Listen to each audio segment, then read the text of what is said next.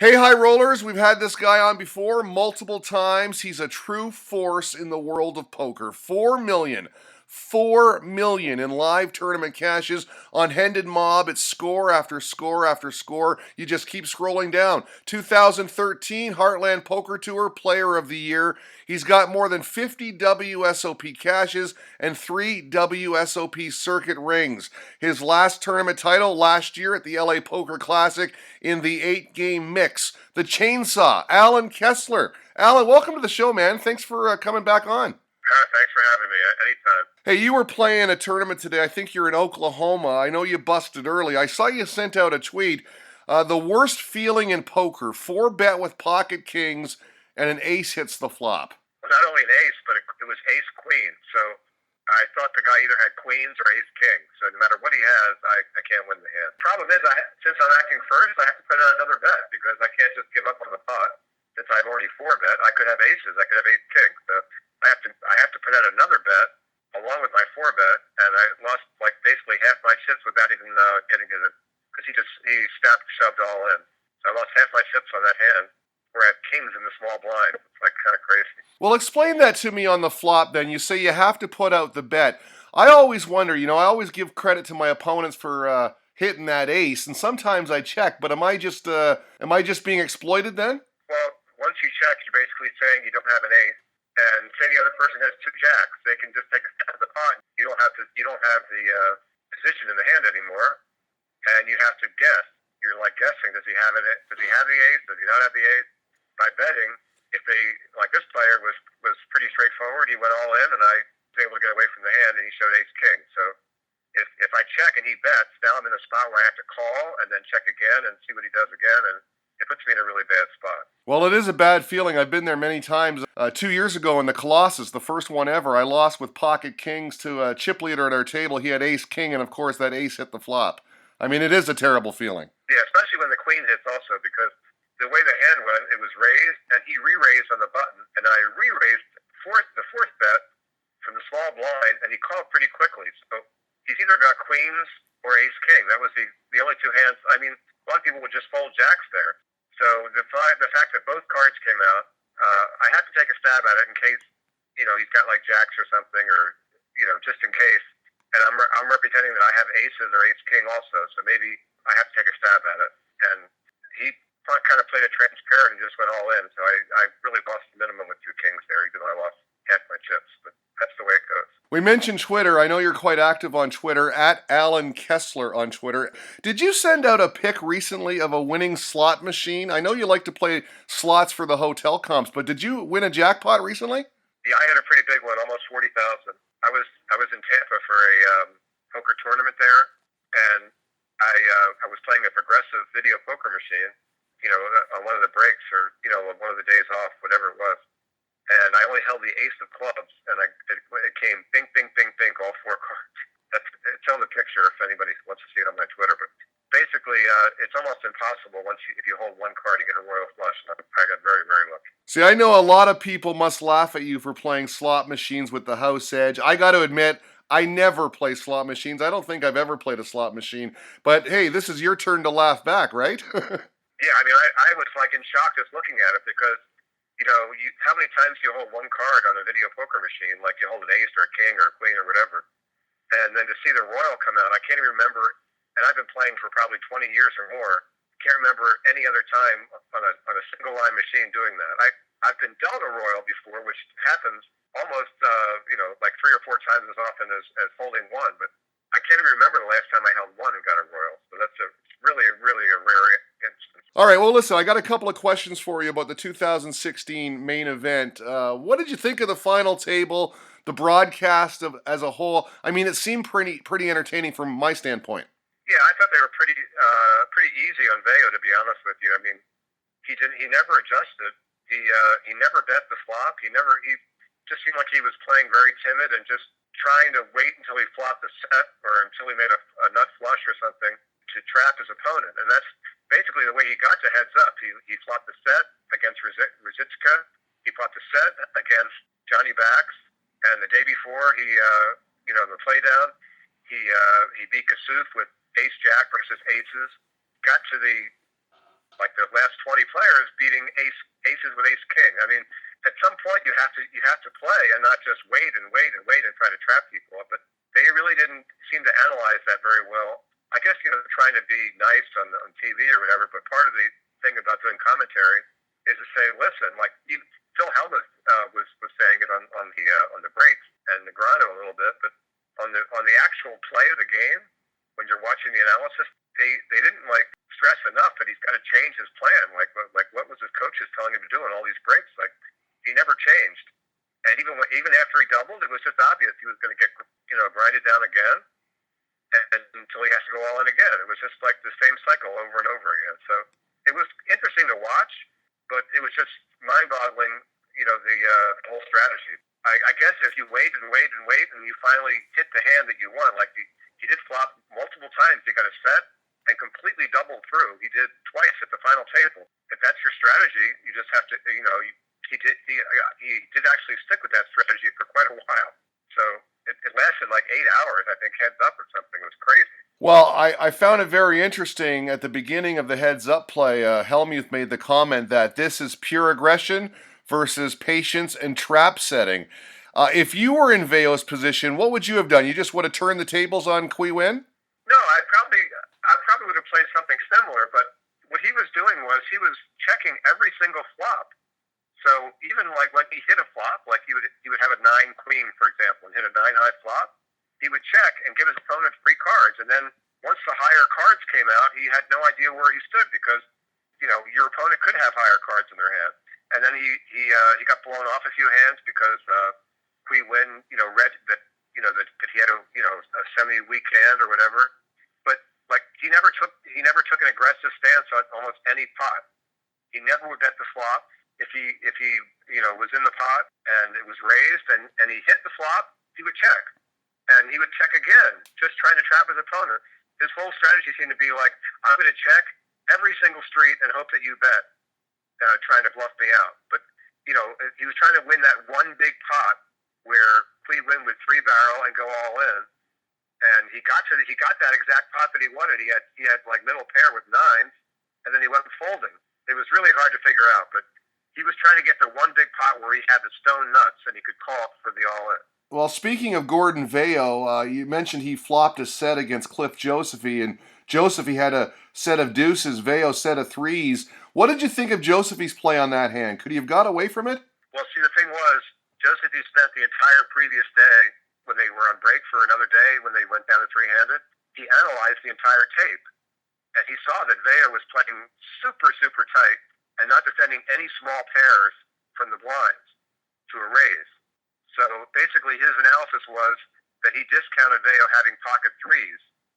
And he thought that if he had pocket queens, he would have re-raised, which is a reasonable thing.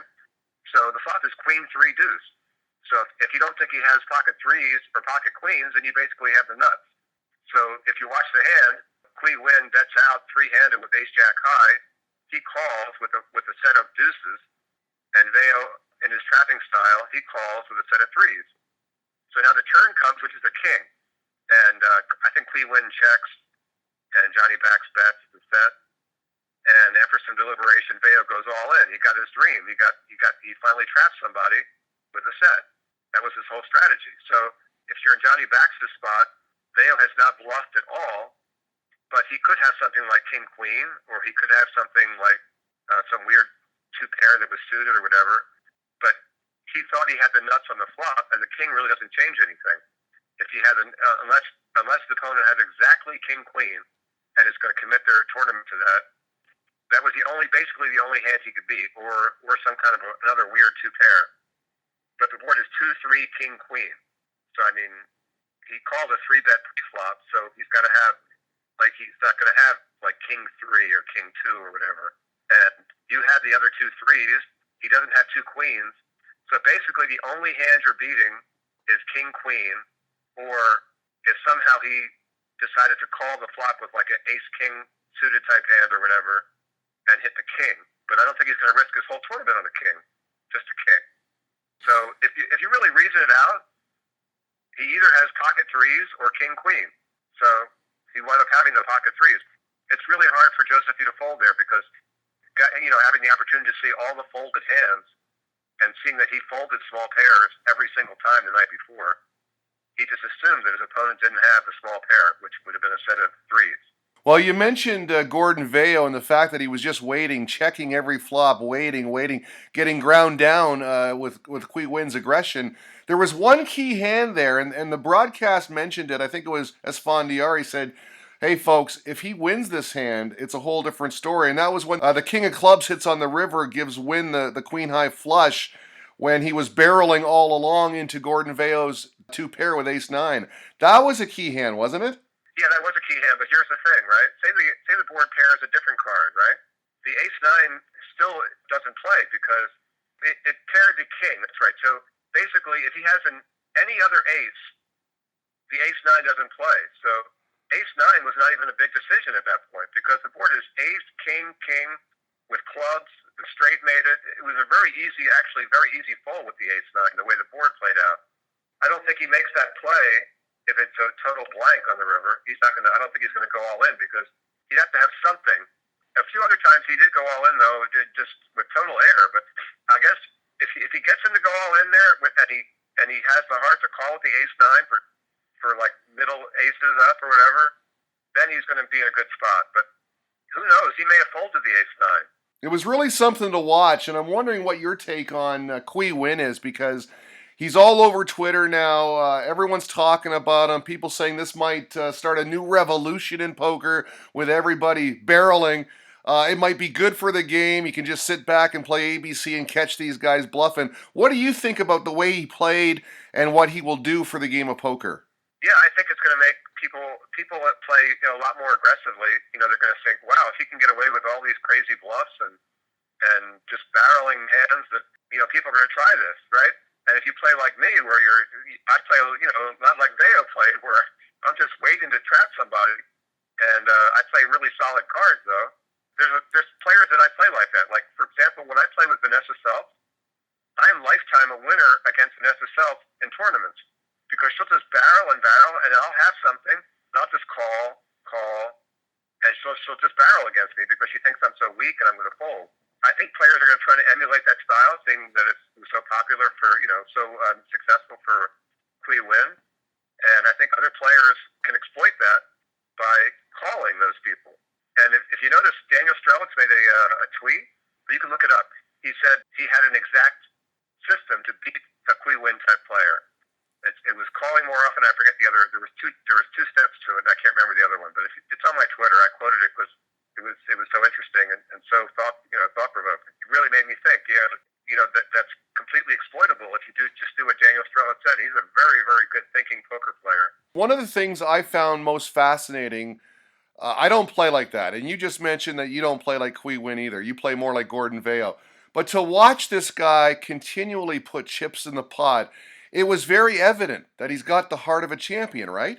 Yeah, I mean, the few times that he did go all in with nothing, he knew in his heart that his opponent would fold. Like if you notice on my Twitter, I said I wish I could have the heart and the moxie of this guy for just one tournament because people always assume that I have it the way I play, and when I don't have it, if I could just have the heart to make these crazy plays and know that someone's not going to call me unless they have the absolute nuts, I win every tournament. So in terms of the broadcast itself, you felt the commentators were a little too soft on Vail and the style of play that he implemented? Not when Negrado and Helmuth were talking to Carrot. I think they were pretty hard on him. But just the way they kept saying that he's waiting, and then at one point Antonio Esfandiari said, if Vail comes back to win this, then people are going to applaud his style, that his waiting and his patience. And I posted on my Twitter as soon as he said that. I said, I don't care if he wins this or not. No one's going to applaud this kind of style. I mean, he's basically just praying that he gets that exact cooler hand where he can call his whole stack with close to the nuts, and that never developed. So I mean, I guess when you're doing that analysis live, it's really hard to criticize anyone. But when you're doing the secondary commentary, when you've watched like an hour of it, and you only had like a minute or two to discuss it with Kara, those people were very honest about what was going on. They said, listen, he's got to change things.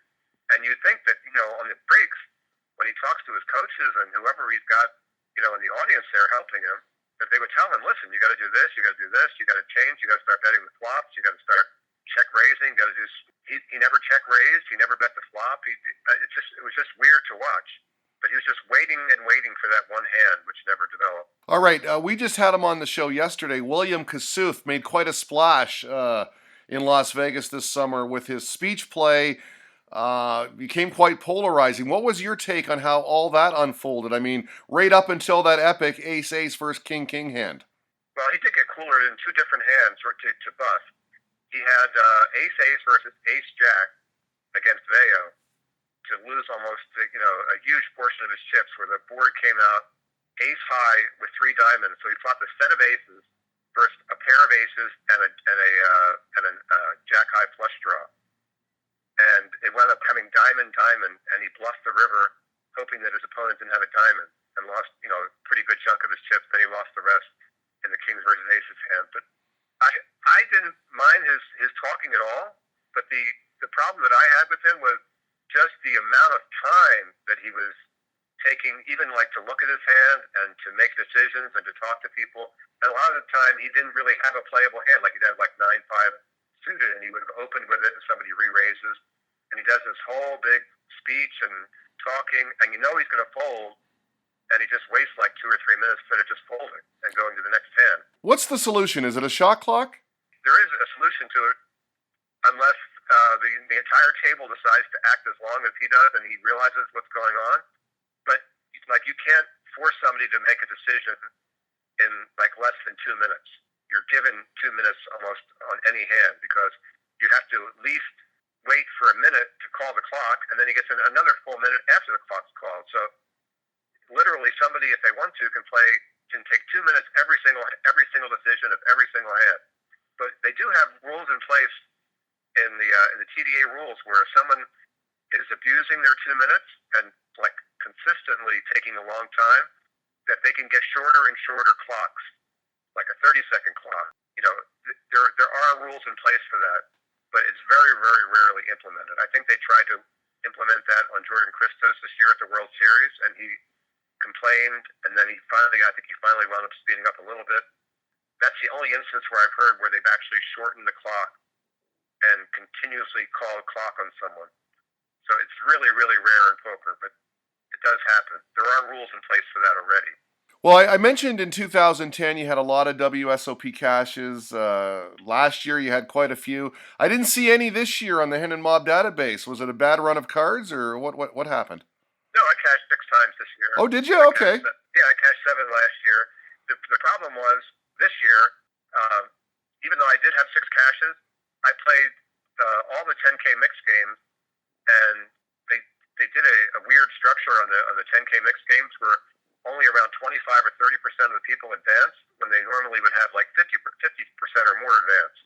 And it was really, really tough to get through, because basically they're all limit games, and you're playing at such huge limits on day one that you basically have very little leeway to lose even 1 or 2 hands near the end of the night to make it to day 2. And even if you made it to day 2, the average bets were so small that you'd have to keep winning and winning and winning hands until eventually people busted and the average stack went up. I think I played 4 or 5 of those 10K mixed events and didn't cash in any of them. So that hurt my bottom line quite a bit, even though I did have 6 cashes. Yeah, I got to admit, I found it surprising when I looked at Hen and Mob. For some reason, I didn't see any cashes. I said, that's not like Alan. Actually, it was the first time I cashed in Raz, so now I've cashed in every discipline at the World Series. Wow. So I cashed in like limit hold'em, stud high-low, Omaha high-low, pot limit Omaha, pot limit hold'em. Any event you can name, I have cashed in it. There's very few people that have cashed in every single discipline of poker. Well, that's quite a feat, man. That's got to make you feel good, because it shows that you're all around. There's not that many events even offered in some of these games. Like Raz, there's only 1 event per year. So I'm sure like somebody like Phil Helmuth, who's very good at Raz and also plays some of the other mixed games, he's probably cashed in most of all the horse games.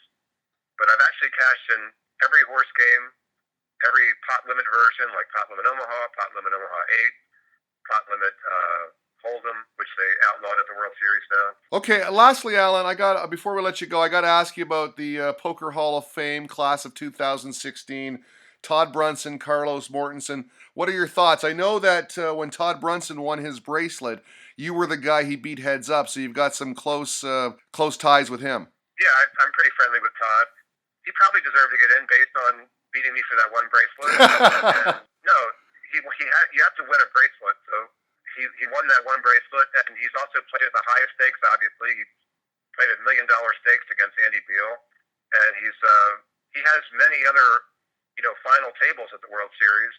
I think we're very close in number of cashes at the World Series, around 50 or so each. I don't remember the exact number. One of the qualifications is standing the test of time. Obviously, he's done that. He's probably been playing for over 20 years at the highest stakes possible. Having respect of your peers, obviously, the entire corporation gave them their money to play against Andy Beal. If he didn't have respect of his peers, they would never have done that. So obviously, it seems like a reasonable choice. And Carlos Mortensen, he's got the #1 ROI ever in tournament poker. So he just seems like a really obvious choice. He won the WPT Championship. He won 2 other open WPT events. He won the main event.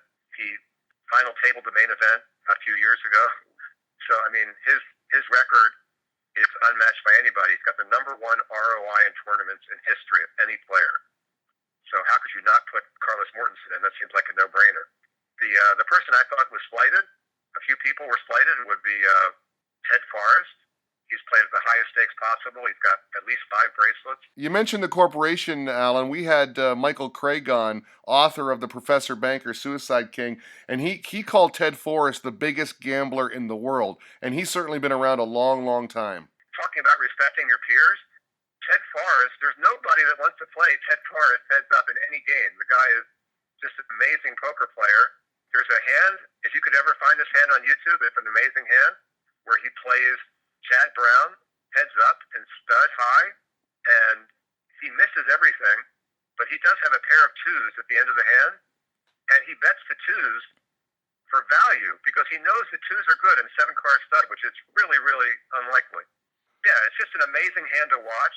The fact that he knows his 2s are good in a 7-card stud where bottom pair is almost never good in a 7-card game, and he just knows that it's good, and he bets 7th Street for value, not as a bluff. He just knows his hand is good, and I've asked him about this hand many times. He said, I just knew I knew my, and if you watch, he just played Phil Hellmuth heads up in Raz and beat him for another bracelet.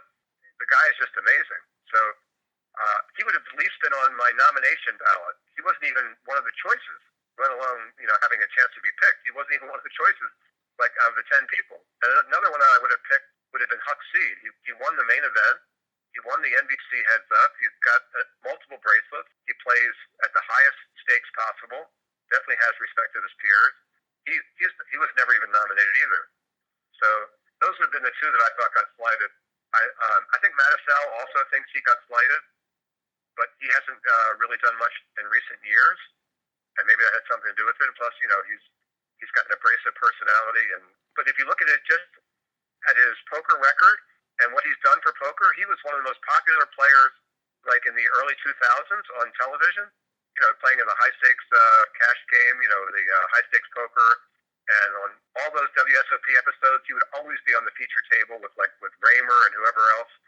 So I think he would be another one that I would consider to be on the list that was not even on the list. So those would be my 3 selections that to at least consider for next year against Phil Ivey. Phil Ivey's going to be the first pick, but those 3 people I think should at least be on the list. As a second choice would be Huck Seed, Ted Forrest, Mike Mattisau, and some of the other ones that were already on the list, like Devilfish was a good choice. Chris Bjorn, an excellent choice. The guy's been playing for 50 years. He's got respect of anybody in any game that he plays. So that would probably be my World Series Hall of Fame analysis. I don't have any shot at that unless I happen to somehow win a bracelet at some point. Well, I believe you are going to win a bracelet. I really do. Yeah, I've had 3 seconds, and all against reasonably good people. The first one was Todd Brunson that we talked about. Then 5 years later, against Frank Casella, who was Player of the Year that year. That was my biggest cash ever for $275,000, finishing second in the stud 8. And then the next year, I changed Brian Rath's whole career when he beat me heads up. We played in a marathon heads up battle. And then he went on from that tournament. He decided to play the 50K championship and won that. So you gave him the confidence. No, I'm just saying it kind of rolled into it. Like he just won a bracelet. He enters the next tournament and he wins the next bracelet. If somebody actually sat there and watched me play Brian Rast heads up, I was not being, complacent, trapping, whatever. I was playing the game. And it winds up the last hand, the flop is ace-3-5, and I defended 3-5 of clubs with a big blind because he's raising 100% of blinds against me, obviously. And 3-5 of clubs, you could hit a flop. The flop came ace-3-5, all hearts, and I flopped 2 pair. We got all the money in, and he flopped the nut flush, king 10 of hearts. Yeah. Man, oh man. So, but if you watch that same year when he plays Helma heads up. He gets all the money in on a king high flop with king 7. So if he happened to have some kind of an ace, like ace queen or something, that hand when I had the 3-5, I might have had the bracelet. It's never easy. Well, listen, man. Continued success on the felt. I hope you keep making those cashes. We're gonna have you on again sooner than later this time. We apologize. It's been a while, but really appreciate the time, Alan. Thank you very much, man.